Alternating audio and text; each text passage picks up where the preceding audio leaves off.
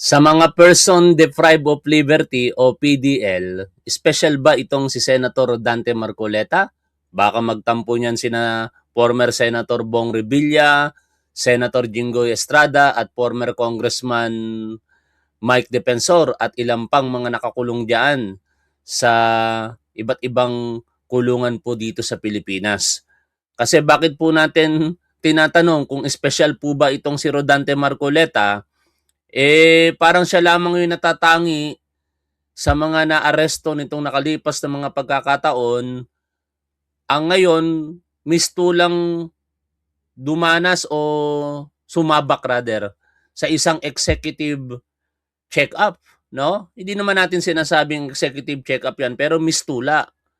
Bakit? Yung mga na-determina kasi na kalagayang pangkalusugan sa kanya ay parang nagagawa lamang sa isang executive check-up na hindi naman na ipagkakaloob sa ibang mga ordinaryong person deprived of liberty. Kaya ngayon, ito pong Philippine National Police, particular yung CIDG, nalalagay sa hot water. Ano? Nako-question po sila no other than the Sandigan Bayan. Bakit nga daw po pinapahintulutan ang kung sino-sino lamang na bumibisita dito kay Rodante Marcoleta, kahit po vice presidente yan, kahit senador o kahit broadcaster, hindi po basta-basta dapat nabibisita si Rodante Marcoleta. Pwede yung mga kamag-anakan, yung asawa, normal po talaga yon. Makatwiran po yon para sa isang person deprived of liberty.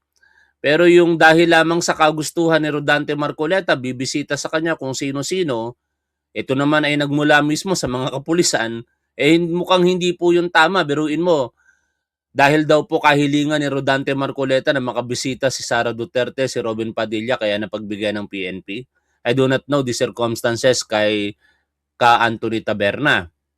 Pero wala namang problema sana sa mga bagay na yan. After all, karapatan din naman ng isang detinado ang mabisita. Pero wag naman yung parang obvious na sa ibang mga person deprived of liberty, halos hindi mabisita ng kung sino lamang. Tapos pagdating kay Rodante Marcoleta, mistulang siya pa yung magsasabi kung sino yung gusto niyang maging bisita.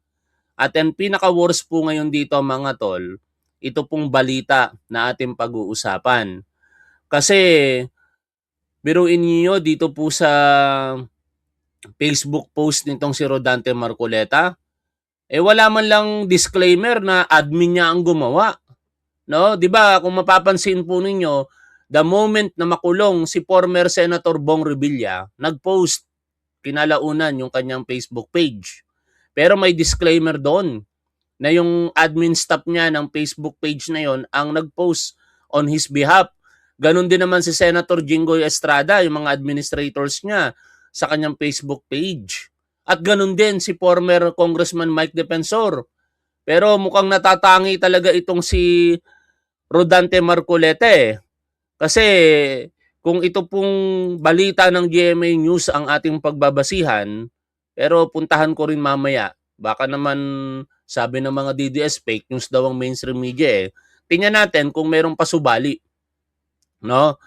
Sabi po dito sa balita ng GMA News, naglabas ng mensahe sa kanyang Facebook account si Senator Rodante Marcoleta ngayong araw o kahapon, July 11, habang siya ay nasa kustodiya ng Philippine National Police kaugnay ng kinakaharap niyang kasong plunder. Hinimok ni Senator Marcoleta ang kanyang mga taga-suporta na ipagpatuloy ang paninindigan para sa transparency, accountability, katarungan at demokrasya. To be more specific, ito po yung post ni Senador Rodante Marcoleta sa kanyang Facebook page.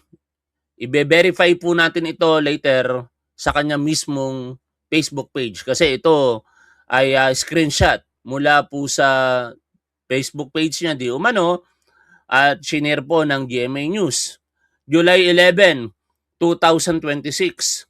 Minamahal kong mga kababayan, kahit nagkalayo po tayo, pansamantala, ipagpatuloy pa rin po natin ang ating mga sama-samang pagpapahayag sa buong mundo na naway makamit na natin ang matagal na ating karaingan ukol sa pamamayani ng transparency, accountability, katarungan at ng demokrasya.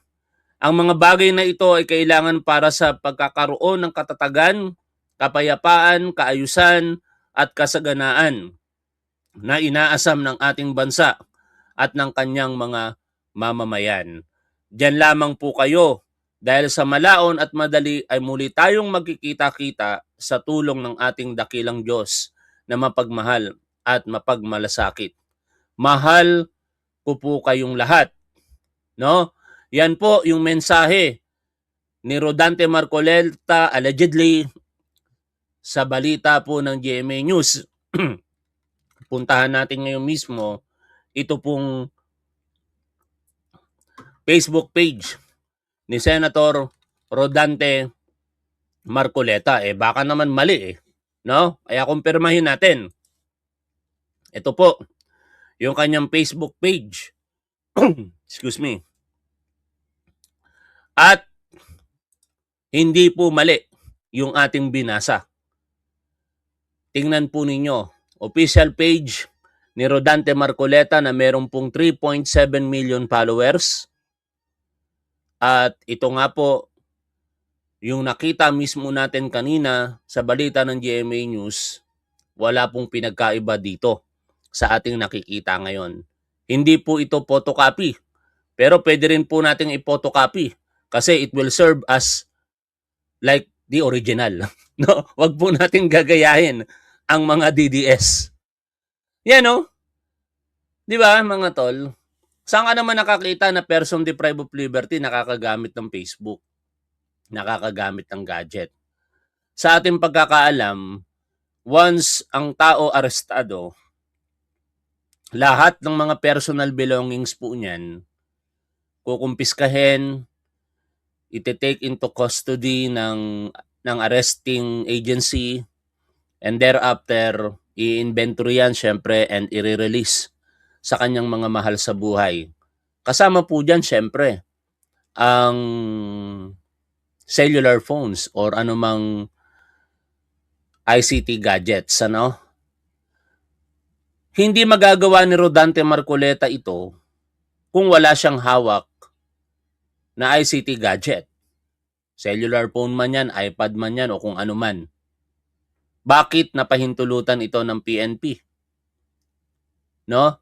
Dapat makapagpaliwanag na naman po dito ang PNP. Kasi walang pasubali, hindi man lang nilagay. Pinost ito on behalf of Senator Rodante Marcoleta ng kanyang admin. O baka naman walang pagkakamali sa PNP, kaya kailangan kayong magpaliwanag siguro dito. Baka naman yung mismong admin ni Marcoleta ang nagsulat nito, pinarating lamang ni Marcoleta sa pamamagitan ng sulat o kaya bilin sa kanyang pamilya, kung sino man na nakausap niya ng personal diyan po sa kanyang kinapipiitan ngayon. Under hospital arrest po itong si Rodante Marcoleta, but it doesn't mean na siya po ay dapat makagamit ng ICT gadget, no? Information Communication Technology. Ganun po 'yon, lahat ng mga kaparaanan. Ang mga ginagamit lang naman sa mga pagpo-post sa social media, cellular phones, iPad, computer, like laptop, desktop, o kung ano man. No? Kaya ang tanong natin sa PNP, mawalang galang po sa pamunuan po ng ating PNP kay Chief PNP Police General Jose Melencio Nartates Jr. through your CIDG Chief at kung sino man yung may hawak po ngayon dito kay Senador Rodante Marcoleta, hangad po namin ang kaukulang eksplanasyon para po dito. Kasi maganda na po ang tiwala ng taong bayan sa PNP, no? Napakarami pong achievement ng PNP ngayon dahil po sa kagalingan ng ating mga kapulisan at hindi po namin hangad na masira ang mga ganyang accomplishment at pagtingin sa inyo ng publiko nang dahil lamang sa mga ganitong parang special na pribilehiyo na tinatanggap ng isang person deprived of liberty.